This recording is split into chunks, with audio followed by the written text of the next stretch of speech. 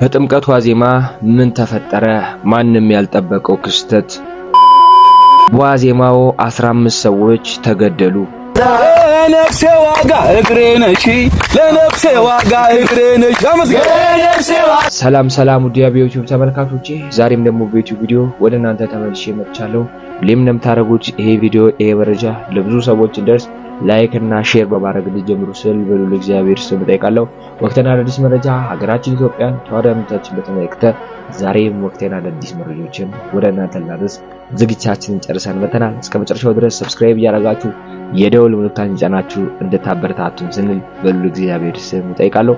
በጣም እጅግ የምንወደው በብዙ ስራዎቹ የምናደንቀው የምናከብረው እንግዲህ ነጻነት ወርቅነህ በትናንትናው ዕለት ማረፉን ሰምተናል ማለት ነው። ለወዳጆቹ፣ ለቤተሰቦቹ፣ ለኢትዮጵያ ሕዝብ እንግዲህ መጽናናትን እንመኛለን። እንደዚሁ ደግሞ ሌላ ዜና እረፍት 15 ሰዎች እንግዲህ ሲጓዙ በነበረበት የአሽከርካሪ ጉለት ምክንያት እንግዲህ 15 ሰዎች እንደሞቱ እየተመለከተን እንገኛለን። ጥምቀትን በተመለከተ አቡነ አብርሃም መግለጫ ሰጥተዋል። እንደዚሁም የጥምቀት በዓል በየትኛውም አካባቢ ሞቅ ሲል እንደ ድሮ እየተመለከተን አይደለም ማለት ነው። እነሱም በተመለከተ የተለያዩ ቪዲዮዎች አሉ። እነሱ ቪዲዮዎች ተመልክተን እንመለስ። የሰማሁት ነገር እስካሁን እውነት አልመሰለኝም።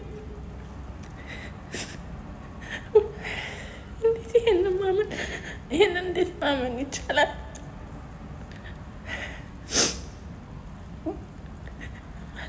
እዛ ጋር መገኘት አለመቻሌ ራሱ በጣም ነው ያመመኝ።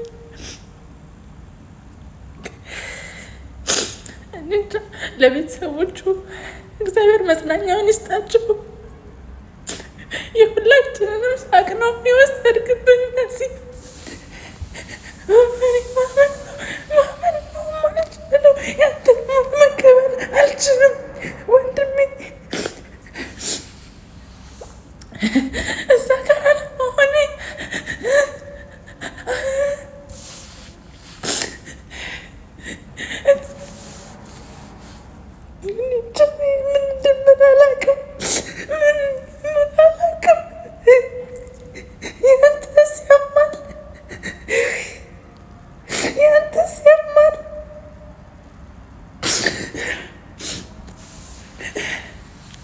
እዛ ጋር መገኘት ባለመቻሌ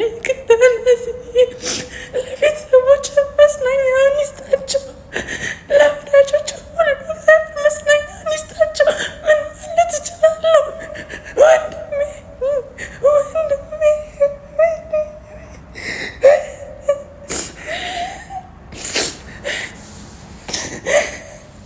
ዳሬ በእግዚአብሔር ምንድን ነው የሆነው? ምን ሆኖ ነው ዳሬ በእግዚአብሔር? ምን ሆኖ ነው? ሞት ነበር። ጉበት ፊቱ ያስታውቅ ነበር በጣም ማለት ተኝቶ ነበር ብዙ ዳሬ ተኝቶ ነበር ብዙ። አይ ዛሬ ማውጣራ ሄዶ በእግሩ ሄዶ ሆስፒታል ሲያመው ደህና ነበር ማታ። ኧረ ጠዋትም ስራ ሊገባ አመመኝ። ከምር ነው ስራ ሊገባ? አዎ እንዴ አዎ መጣሽ። በኋላ ደውልልሻለሁ። ጋይስ ዛሬ ነጻነት ወርቅነህ ከዚህ ዓለም በሞት እንደተለየን ሰማው። ቲክቶክ ቪዲዮዎችም አየው። አላመንኩኝም ነበር። አንዳንዴ ሰዎች ስንባል ያው ህይወት በጣም ረጅም ትመስለን የለ ሰው ይሞታል ሰው ያልፋል ብለን አናስብም። ቀናችን የምንኖረው ምንም ነገር እንደማያጋጥም ነው። እና አይ ቲንክ ወደን ሳይሆን ተገደን ነው። because በየቀኑ ሰው ይሞትብኛል ብለን ማሰብ በጣም ያጨናንቃል። ግን ደግሞ እንደ ነጻነት ወርቅነህ ያሉ አይነት ሰዎች ከዚህ ህይወት በሞት ሲለዩን በጣም ከባድ ነው seriously because ትልቅ ሰዎች ናቸው ትልቅ ውለታ የሰሩ ሰዎች ናቸው። የኛ ችግር ግን ውለታቸው የሚገባን በሞት ሲለዩን ነው። and I think ውስጤ ጸጸት ትንሽ ተሰማኝ። ምን አለበት ብደውልለት፣ ምን አለበት ባገኘው፣ ምን አለበት በሆነ አጋጣሚ ላይክ አያችሁ ሰዎች ስንባል ሰልፊሽ ነው ኬርለስ ምንም ግድ የለንም ለሰሌላ ላሱ ታውቃላችሁ። ወደን እኮ አይደለም because እኛም ህይወት እየኖርናት ነው። ሁላችንም እየኖርን ነው ህይወት የየራሳችንና እኔ ምንም ማለት አልችልም። ማለት የምችለው ለነጻነት ወርቅነህ ቤተሰቦች መጽናናትን እመኛለሁ። ስሜቱ ምን እንደሆነ ሊገባኝ አይችልም፣ ግን መጽናናትን እመኛለሁ። ብርታቱን ይስጣችሁ፣ ጥንካሬውን ይስጣችሁ። እግዚአብሔር ራሱ ከጎናችሁ ይቁም። ወደ ተሻለ ቦታ ነው የሄደው። ነጻነት ወርቅነህ ለብዙ ሰዎች ፈገግታ ምክንያት የሆነ ሰው ነው። የብዙ ሰዎች የሳቅ ምንጭ ነው። አሞት እያለ ማስታወሳለሁ እየሰራ ነበር እና ጠንካራ ታታሪ ሰው ነበር። ካለፈው በኋላ እንደዚህ ብዬ መናገሬ ትንሽ ይደብረኛል፣ ግን ሰው መሆን ምንም ማድረግ አንችልም። ሁላችንም በየራሳችን ህይወት ተጠመድን። ለአድናቂዎቹ መጽናናትን እመኛለሁ፣ ጥንካሬን እመኛለሁ።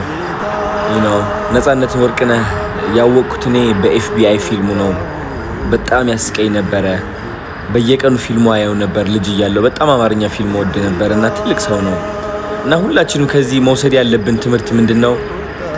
በጣም ብዙ አንጋፋ አርቲስቶች አሉ፣ አክተሮች አሉ፣ ሰዓሊዎች አሉ፣ ለዚህ ሀገር ትልቅ ውለታ የዋሉ ሰዎች አሉ፣ በህዝብ ዘንድ ፍቅር ያተረፉ ታላላቅ አንጋፋ ሰዎች አሉ። አሁን እኛ መማር ያለብን እነዚህ ሰዎች ከኛ ሲነጠሉ ሲለዩ ሳይሆን እነሱን እያስታወስን ማመስገን ያለብን አይ ቲንክ በህይወት እያሉ ማመስገን ይኖርብናል ብዬ አስባለሁና እወዳለሁ። ነጻነት ወርቅነህ ይቅርታ አድርግልኝ፣ ቀድሜ ስላላስታወስኩ ይቅርታ አድርግልኝ። በዚህ ሰዓት እጅግ አሳዛኝ የተባለ አደጋ መከሰቱ እየሰማን እንገኛለን። በአንድ ጀንበር 15 ወገኖቻችን አጥተናል። ከድንገተኛ አደጋ ፈጣሪ ይጠብቀን። ሁላችሁም ነፍስ ይማር በሉ። በሰሜን ሸዋ ዞን በጫንጮ ከተማ አስተዳደር ውስጥ በደረሰ አሰቃቂ የትራፊክ አደጋ የ15 ሰዎች ህይወት ማለፉ ነው የተነገረው። አደጋው የተከሰተው ከወረ ጃርሶ ወረዳ ቀሬ ጎዋ ከተማ ተነስቶ ወደ አዲስ አበባ በመጓዝ ላይ የነበረ የህዝብ ማመላለሻ አባዱላ ተሽከርካሪና እንዲሁም ደግሞ አንድ ዩአይዲ የተሰኘ የጭነት ተሽከርካሪ እርስ በርስ በመጋጨታቸው መሆኑ ተገልጿል። ለሟቾች ነፍስ ይማር፣ ለቤተሰቦች መጽናናትን ይስጥልን። በበዓለ ጥምቀቱ ዙሪያ የኢትዮጵያ ኦርቶዶክስ ተዋሕዶ ቤተክርስቲያን ልጆች ከዚያም በላይ በዓለ ጥምቀቱ ዓለም አቀፋዊ እንደመሆኑ የተለያየ እምነት ተከታዮች የሆናችሁ ኢትዮጵያውያን ወገኖች ሁልጊዜ በሰው ልጅ እኩልነት የምታምኑ እምነታችሁ ባይሆንም በዓሉ በዓላችን ነው እያላችሁ በተለያዩ ጊዜያት አብራችሁ የምታከብሩ ድጋፍ የምትሰጡ ወገኖች ሁላችሁም በዓሉን ራሳችሁ አክባሪዎች፣ ራሳችሁ የጸጥታው አስተናጋጆች፣ የሰላም መሪዎች ሆናችሁ ቅድስት ቤተክርስቲያን በምታስተላልፈው መልእክት ተቀብላችሁ በዓሉ በሞቀና በደመቀ መልኩ እንዲከበር በቅድስት ቤተክርስቲያን ስም ጥሬን አስተላልፋለሁ። የጸጥታው አካላትም ትናንት እንዲህ ተብያለሁ፣ ይህ እንደገና በተቃውሞ ካልታወጀልኝ በስተቀር ይህንን አላደርግም የሚለውን አስተሳሰብ ትቶ ሕግን በሕግ ስርዓትን በስርዓት ለመፈጸም ለማከናወን አእምሮውን አስፍቶ የተሻለ ስራ እንዲሰራ በዚሁ አጋጣሚ ቅድስት ቤተክርስቲያን መልእክቷን ታስተላልፋለች። ጸባጫሪዎች እንዳይኖሩ አሁን ቅድስት ቤተክርስቲያን እየተጎዳች ያለችበት አማኞች ሳይሆኑ ነጠላ የሚለብሱ አማኞች ሳይሆኑ ማተብ የሚያደርጉ ግን የኦርቶዶክስ ተዋሕዶ ቤተክርስቲያን ልጆች መስለው በመካከል ገብተው ችግር ፈጥረው ቤተክርስቲያን ችግር እንደፈጠረች የሚያስመስሉ ስላላችሁ ተናባችሁ ተዋውቃችሁ በስነ ስርዓቱ በዓሉን በልዩ መንገድ እንድናከብር የቅድስት ቤተክርስቲያን ጥሪ ነው። አሁንም ሌላውን ችግር በመድረክ ዙሪያ ማነው ጥፋተኛ፣ ምን አስቦ ነው፣ ምን ብሎ ነው ቅዱስ ሲኖዶስ የሚመክርበት የሚዘክርበት የሚገሰጸውን የሚገስጽበት ከቀኖና የወጣውን ከቀኖና ወጣል የሚልበት የራሱ ሕግና ስርዓት ስላለው ለሕጉን ተወዋለን። ከዚያ ውጭ ግን በተደጋጋሚ ይህን ቃል የምደግመው ይህንን በሉ ይህንን አድርጉ ይህንን ካላደረጋችሁ የሚባል መያዣ ነገር ቤተክርስቲያን እንዲህ አይነቱን አስተናግዳም አታውቅም፣ ወደፊትም አታስተናግድም። የመጣውን በጸጋ ከምትቀበሉች እርግጠኛ ሆኜ ነው የምናገረው። ይሄንን ስለዚህ በምክክር በውይይት በመተማመን በፍቅር በራሷ ፈቃድ በራሷ ፍላጎት ኃጢአትን ተጸየፉ የምትል ቤተክርስቲያንን አንቺ ከኃጢአት ጋራ ተለማምደሻል፣ ስለዚህ እኔ ይህንን አድርጊ ስልሽ ብቻ ነው ማድረግ ያለብሽ የሚለው አስተሳሰብ ጨርሶ የቤተክርስቲያንን ህልውና ይነካል። ኃጢአተኛ የተባለውን በኃጢአቱ መያዝ ይቻላል፣ ኃጢአተኛ የተባለውን በኃጢአቱ መገሰጽ ይቻላል፣ ህግ ስለሆነ። ግን እንደው እያጣቀሱ የሚባለውም ነገር ጨርሶ የማይሞከር ስለሆነ በዚሁ አጋጣሚ በታላቅ ትህትና በበጎ አስተሳሰብ በቅን አስተሳሰብ ሰላምን በመሻት ክፉ ነገርን በመራቅ በመጽሐፍ ለእግዚአብሔር በመገዛት ተገቢውን ነገር እንድናደርግ በቤተ ክርስቲያኒቷ ስም ደግሜ ጥሬን ጥምቀት ሰኞ ስለሆነ ስንት ቀን ነው መጾም ያለብኝ ብለው የሚጠይቁኝ ሰዎች ስላሉ ነው። ቅዳሜ ሲሆን በተለይ እሁድና ሰኞ ሲሆን ነው ትልቁ ቁልፍ ነገር፣ እሁድና ሰኞ ሲሆን። ምክንያቱም ከእሁድ በፊት ያለው ምንድነው? ቅዳሜ ነው። ከሰኞ በፊት ያለው ምንድነው? እሁድ ነው። ስለዚህ እዚህ ላይ እንዴት ነው ጋድ የሚሆነው? ምክንያቱስ ቅዳሜ በአመት አንድ ቀን ብቻ ነው የምትጾመው። ልብ ብላችሁ ስሙ። ምግብ ሳይበሉ ከምግብ ተከልክሎ የምትጾመው ቅዳሜ አንድ ቀን ብቻ ነው። ቅዳሜ ስዑር ጌታ በመቃብር ስኩብ የሆነበት ማለት ነው። ያ ነው። የዛን ቀን ከጠዋት ጀምሮ ትጾማለች። ከዛ በፊት ግን በ40ው ጾም ውስጥ ቁርስ ይበላል ቅዳሜ ላይ። ያቺ ቀን ግን ለየት ትላለች። መልካም፣ ቀጥሎ ያለውን በግልጽ ላሳያችሁ። ግልጽ እንዲሆንላችሁ እንዲህ ይላል። በይረሙን በእሁድ ወይም በአይሁድ ሰንበት ቀን ቢሆን ይላል። በይረሙን የሚለው እዛው ግዕዙ ላይ ቅድም ነግሯችኋል። እሱም ዘውእቱ አስተርእዮ ብሎ ገልጾላችኋል ቅድም ላይ። ይሄም ማለት አስተርእዮ የምንለው በዓል ማለት ነው፣ መገለጥ ነው። አስተርአየ ማለት ተገለጠ ነው። ጥሩ። በይረሙን በእሁድ ወይም በአይሁድ ሰንበት ቀን ቢሆን በአይሁድ ሰንበት ቀን ቢሆን ይህም ጌታ የተገለጸበት ጥር 10 ቀን ነው። አስተርእዮ ማለት ነው። ጥር 10 ቀን ነው። በዋዜማው ዓርብ እስከ ምሽት ይጹሙ ይላል። ከዛ አስቀድመን እንደተናገርን ጥሉላት አይብሉ፣ የልደትና የጥምቀት በዓልም ሰኞ ቀን ቢሆን ይላል። እዚህ ጋር ትኩረት እንዲሰጠው ፈልጋለሁ። አሁን እሁድ ቀን ቢሆን ዓርብ ይጾማል፣ ቅዳሜ ደግሞ ስጋ ይበላል። ተመልከቱ፣ ስጋ ይበላል። ቅዳሜ ቀን ቢሆን ዓርብ ይጾማል እስከ ማታ። እሁድ ቀን ቢሆን ደግሞ እሁድ ከዋለ ዓርብም ጾም ነው። ቅዳሜ ግን ዓርብ ዕለት ጾሙና ቅዳሜ ግን ስጋ አትብሉ ነው። ሰኞ ቀን ሲሆን ወደ ኋላ አይሄድም። ይሄን በግልጽ ማየት ይቻላል። ጥምቀት እሁድ ቀን ቢሆን ጋዱ መቼ ይሆናል? ቅዳሜ። ዓርብስ ምንድን ነው? ዓርብ በራሱ ጾም ነው። ስለዚህ ዓርብንም ጨምሩት፣ ነገ ስለምትበሉ ዓርብንም ጨምሩት ነው። ሰኞ ቀን ቢሆን ግን የሚለውን አስተውላችሁ እንደገና ጽሑፉን ተመልከቱት።